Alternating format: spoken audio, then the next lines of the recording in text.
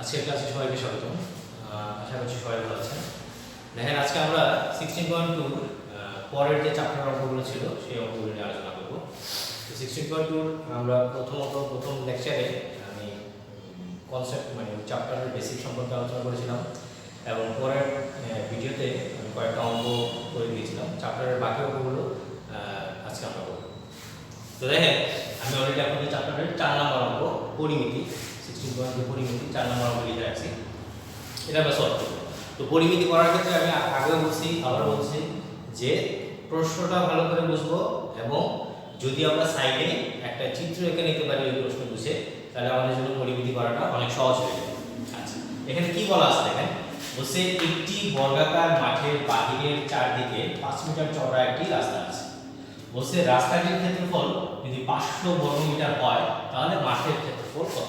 আমি আবার বলছি, দেখেন একটা বর্গাকার মাঠ, প্রথমে বলছে বর্গাকৃতির মাঠ, একটু খেয়াল করবেন বর্গক্ষেত্র। দেখবেন বর্গক্ষেত্রের যা যা জিনিস আমাদের জানা দরকার তা আমাদের জানতে হবে। বলছে বাহিরের চারদিকে 5 মিটার চওড়া একটা রাস্তা, তাহলে এটা যদি আমাদের মাঠ হয়, এটা হচ্ছে আমাদের বর্গাকার মাঠ, তাহলে বাহিরের চারদিকে আমাদের 5 মিটার চওড়া একটা রাস্তা আছে। এদিকেও 5 মিটার, এদিকেও 5 মিটার, এদিকেও 5 মিটার, এদিকেও 5 মিটার। বর্গক্ষেত্রে আমরা ডেফিনিশন জানি যে চারটা বাহুই সমান এবং বাকি যা ক্ষেত্রফল বা পরিসীমা সবই আমরা জানি। বলছে 4 মিটার 5 মিটার চওড়া একটা রাস্তা আছে।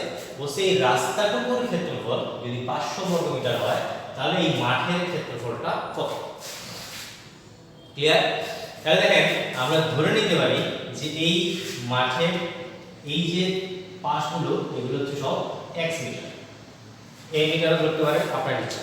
তাহলে আমরা যদি এটা হচ্ছে মাঠ, এটা হচ্ছে রাস্তা, আমরা রাস্তার ক্ষেত্রফলটুকু শুধুমাত্র জানি, আর কিছুই জানি না। আমরা ধরে নিছি মাঠের দৈর্ঘ্য হচ্ছে প্রত্যেক পাড়ের দৈর্ঘ্য x মিটার। যদি x মিটার হয় তাহলে এই মাঠের ক্ষেত্রফল সমান আমরা লিখতে পারবো x স্কয়ার, যেহেতু আমরা বর্গক্ষেত্রের ক্ষেত্রফল সমান জানি বাহু স্কয়ার। আবার দেখেন যেহেতু রাস্তা বাহিরের দিকে আছে, তাহলে রাস্তা সহ আমরা দৈর্ঘ্য নিতে পারবো x * x + 2 * 5, that means x + 10। এখন টোটাল এই বর্গাকার মাঠ থেকে যদি আমরা এই মাঠটাকে বাদ দেই, দ্যাট মিন্স টোটাল বর্গক্ষেত্র যেটা আছে সেটার ক্ষেত্রফল থেকে যদি আমরা এই মাঠের ক্ষেত্রফলটা যদি বিয়োগ করি তাহলে আমরা কি পাবো? আমরা রাস্তার ক্ষেত্রফলটা পাবো, যেটা আমাদের প্রশ্নে দেয়া আছে। আমরা সমীকরণটা কিভাবে লিখব এবং কিভাবে অঙ্কটা সলভ করব? বলছি কি যে টোটালটার ক্ষেত্রফল থেকে, টোটাল মাঠের ক্ষেত্রফল থেকে, মানে রাস্তা সহ টোটাল মাঠের ক্ষেত্রফল থেকে যদি আমরা এই মাঠের ক্ষেত্রফলটা যদি বিয়োগ করতে পারি তাহলে সেটা দাঁড়াবে কি আমাদের রাস্তার ক্ষেত্রফল, যেটা আমাদের প্রশ্নে দেয়া আছে। ওকে, তাহলে এটা হচ্ছে আমাদের একটা ইকুয়েশন। তাহলে আমরা ধরে নিতে পারি সমাধান যে মনে করি বর্গাকার মাঠের প্রত্যেক বাহু দৈর্ঘ্য বা প্রত্যেক পাড়ের দৈর্ঘ্য দিতে পারেন দৈর্ঘ্য সমান x মিটার। ওকে, তাহলে বর্গাকার মাঠের ক্ষেত্রফল কত? ক্ষেত্রফল হচ্ছে বাহু square, that means x square বর্গ মিটার। তাহলে আমাদের কি দরকার? এখন দেখতে হবে যে এই বাহুর সাথে যদি আমরা রাস্তাটাকে অ্যাড করি। এই টাইপসের অঙ্ক আপনারা ক্লাস 8 এ করছেন। বাগানের যে অঙ্কগুলো ছিল যে বাহিরের দিকে যদি রাস্তা থাকে, তারপর বাগানের ভিতরে যদি রাস্তা থাকে, তো সেই জিনিসই জাস্ট বোঝা দরকার, বুঝতেই সহজ। তাহলে আমরা যদি এই রাস্তার যদি আমরা মাঠের দৈর্ঘ্যের সাথে যদি অ্যাড করি তাহলে আমরা এখানে লিখতে পারি যে রাস্তা সহ মাঠের দৈর্ঘ্য কি হবে? আমরা জানি দুইটা দৈর্ঘ্য আমাদেরকে যোগ করতে হবে, দ্যাট মিন্স 5 + 5 * 2 এত মিটার। তাহলে এখানে কি পেলাম? x + 10 metre. তাহলে সেই আমরা কি করব? রাস্তা সহ মাঠের ক্ষেত্রফল বের করব। অতএব রাস্তা সহ মাঠের ক্ষেত্রফল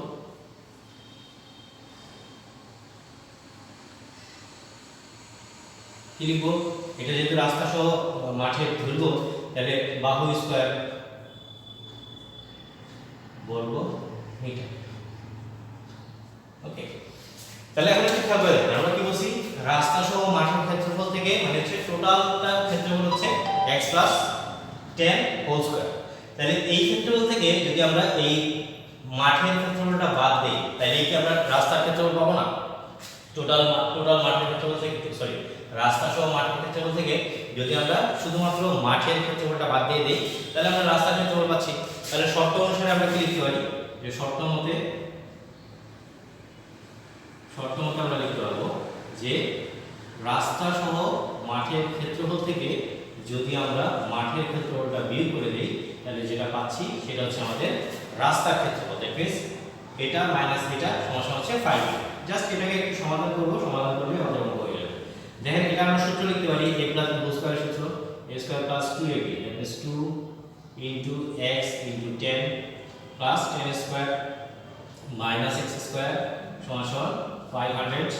তারপর হচ্ছে দেখেন x স্কয়ার কাটা, তাহলে এখানে 20x প্লাস এটা হচ্ছে 100 সমান হচ্ছে 500 বা 20x সমান 500, এটা প্লাস 100 আছে ওই সাইডে আসলে হয়ে যাবে মাইনাস 100।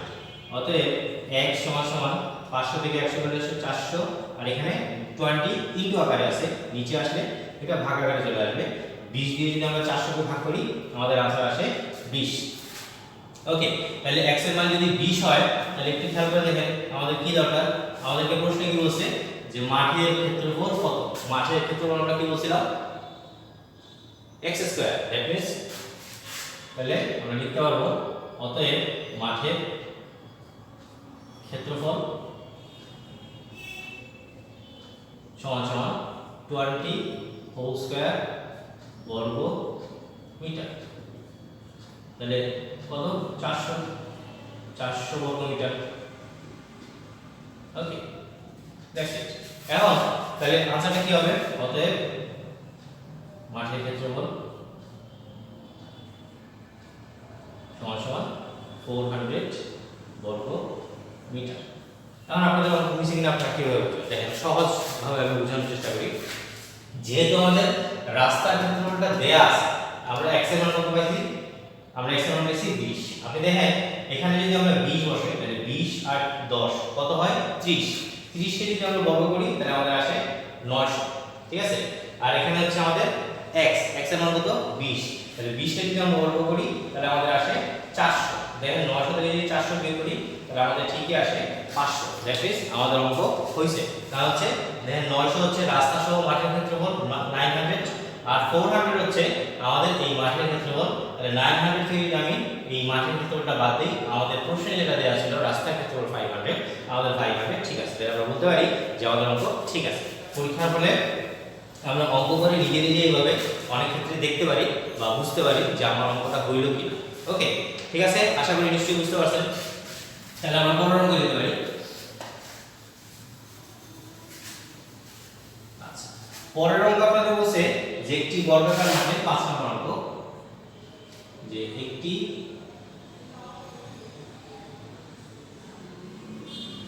বর্গাকার মাঠে পরিসীমা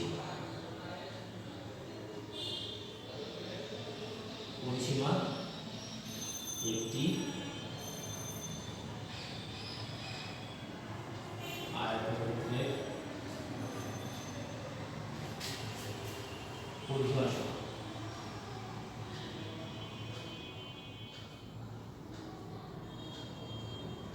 ওকে, একটি বর্গাকার মাঠের বর্গক্ষেত্রের পরিসীমা, আমি বর্গাকার মাঠ লিখে ফেলছি, বর্গক্ষেত্রের পরিসীমা। বর্গক্ষেত্রের পরিসীমা একটি আয়তক্ষেত্রের পরিসীমা সমান। তাহলে বলছে আয়তক্ষেত্রের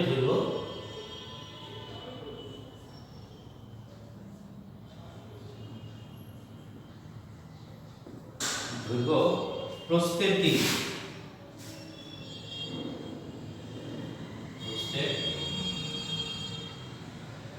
3 গুণ ও ক্ষেত্রফল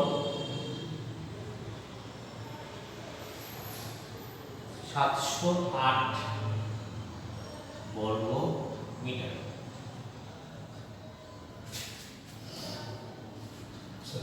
768 বর্গমিটার। তারপর বলছে যে প্রতিটি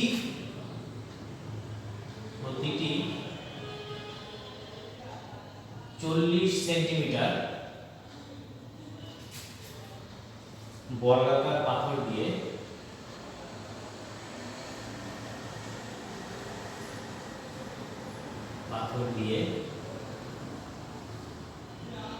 বর্গক্ষেত্রটি বাঁধতে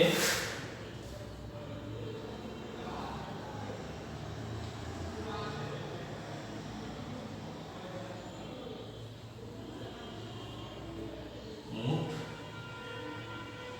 কতটি পাথর লাগে?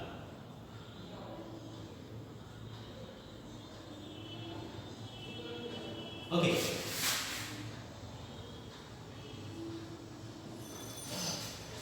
দেখেন এখানে বলছে কি শর্ত দেওয়া আছে, প্রথমে একটি বর্গক্ষেত্রের পরিসীমা একটি আয়তক্ষেত্রের পরিসীমা সমান। তাহলে প্রথম শর্ত হচ্ছে আয়তক্ষেত্রের পরিসীমা যা, বর্গক্ষেত্রের পরিসীমাও সেম।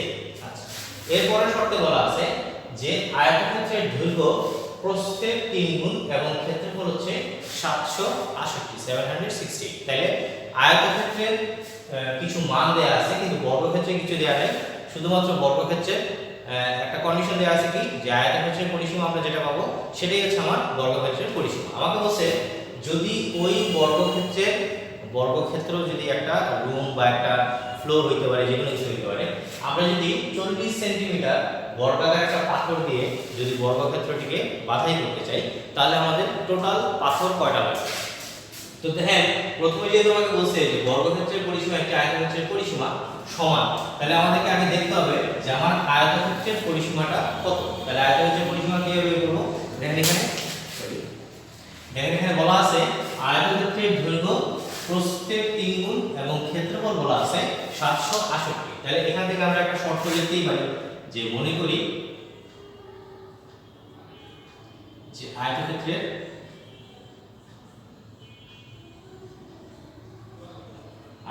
প্রস্থ হচ্ছে x মিটার ও তাহলে দৈর্ঘ্য কত হবে? যেহেতু বলছে একটা 3 গুণ, তাহলে 3x মিটার। ওকে, তাহলে যেহেতু ক্ষেত্রফল দেয়া আছে, তাহলে ক্ষেত্রফলের সূত্র আমরা জানি। ক্ষেত্রফলের সূত্র কি? শর্ত মতে আমরা লিখতে পারবো যে দৈর্ঘ্য ইনটু প্রস্থ সমান সমান 768। তাহলে এখান থেকে দেখেন 3x আর x আমরা যদি গুণ করি, নট যোগ, আমরা যদি গুণ করি তাহলে কি হয়? ax এর পাওয়ার 1 এটা গুণ করলে হয়ে যাবে 3x স্কয়ার।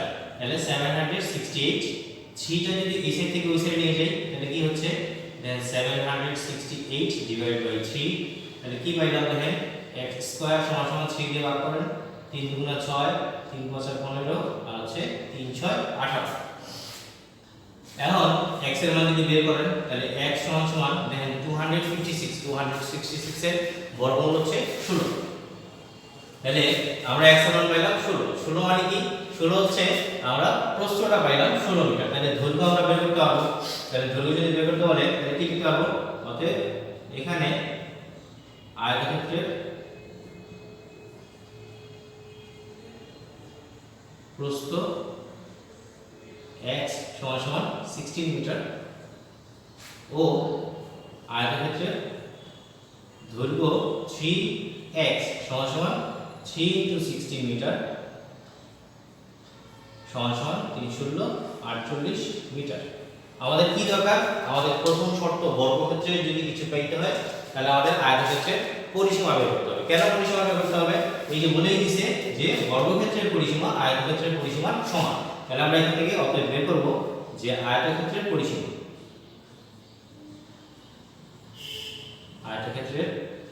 পরিসীমা সমান সমান 2 ইনটু দৈর্ঘ্য প্লাস প্রস্থ এত মিটার। তাহলে কত পাচ্ছি দেখেন? 2 ইনটু 16 আর 48 16 বেসিক্যালি 64 মিটার। ওকে, সমান সমান তাহলে 64 দ্বারা কত?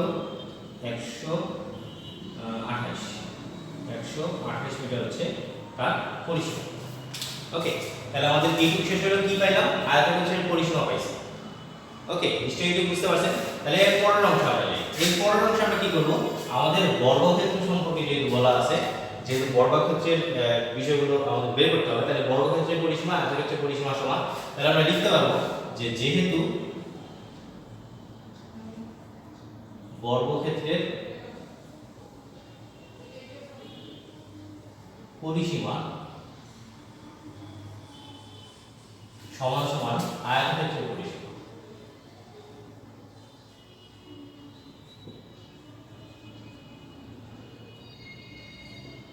তাহলে কি লিখতে পারবো, অতএব বর্গক্ষেত্রের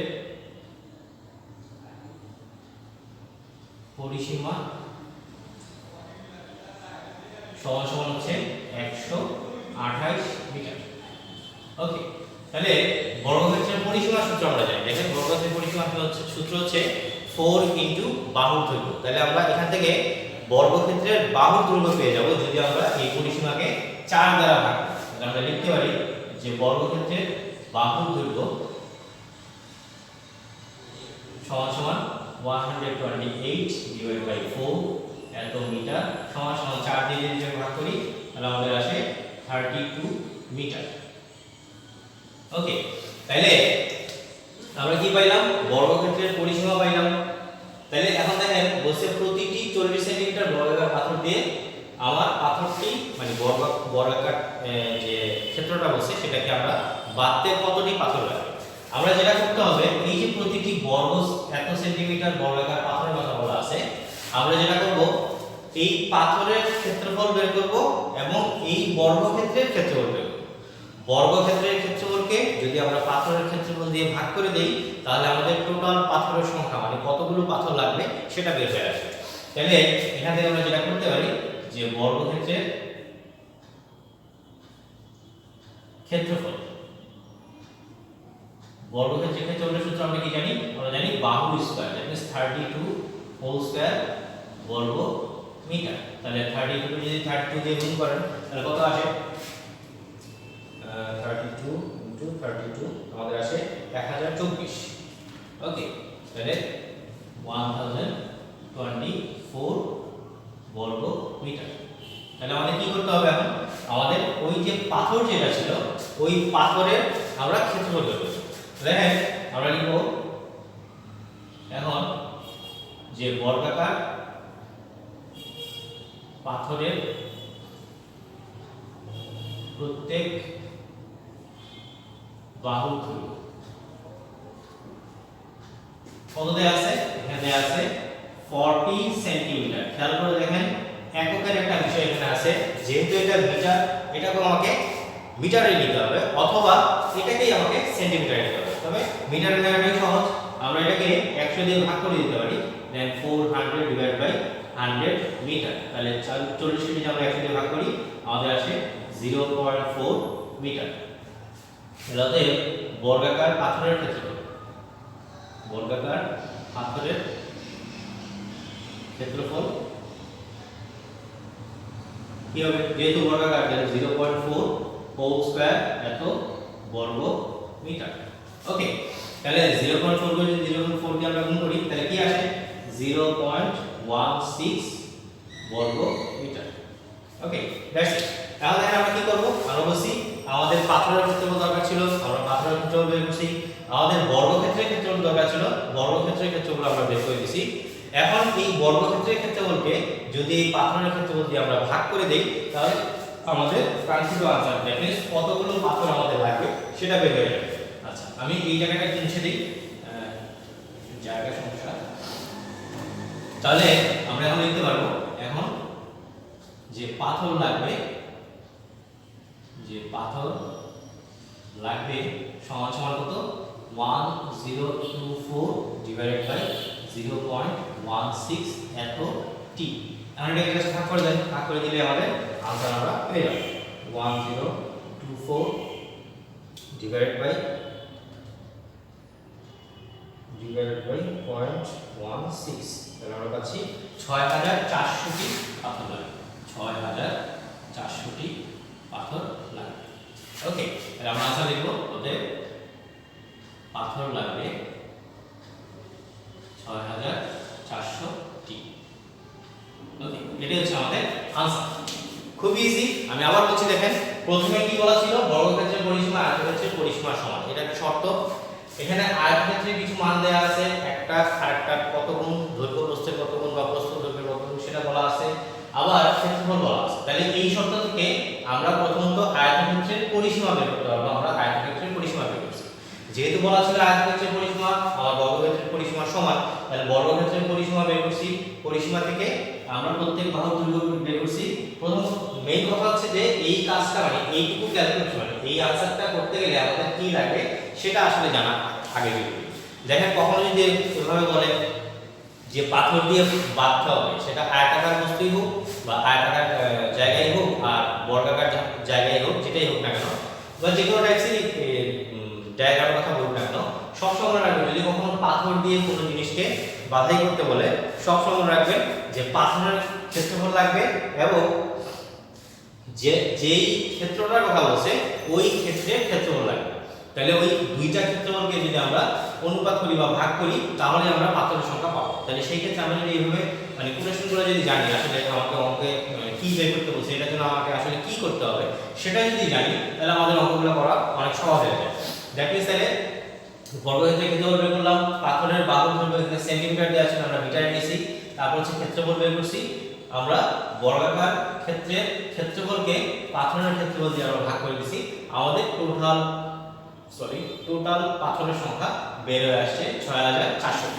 ভেরি ইজি, জাস্ট প্রশ্নটা একটু ভালো করে বুঝেন আর কি বের করতে হবে সেটা যদি বুঝতে পারেন তাহলে আমাদের জন্য খুবই সহজ। দেখেন আপনাদের বইয়ে ৬ নাম্বার অঙ্ক, যেটা একদম সেম অঙ্ক আপনাদের এক্সাম্পলে দেয়া আছে। এক্সাম্পলে দেয়া আছে বলতে মেবি আপনাদের এক্সাম্পল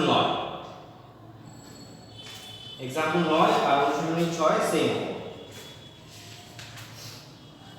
অনুশীলনী ৬ নম্বর আর উদাহরণের ৯ নম্বর অঙ্ক একদম সেম। যার কারণে এটা আমি করতেছি না, এটা অবশ্যই আপনারা পারবেন আশা করছি। আমরা তাহলে পরের ক্লাসটা হচ্ছে সামান্তরিক নিয়ে আমরা আলোচনা করব। সামান্তরিকের অঙ্কগুলো আমরা সামান্তরিক অথবা ট্রাপিজিয়াম অথবা রম্বস, এই অঙ্কগুলো আমরা সহজে কিভাবে করতে পারি সেই বিষয়ে আমরা আলোচনা করব। ঠিক আছে, তাহলে আজকে থাক।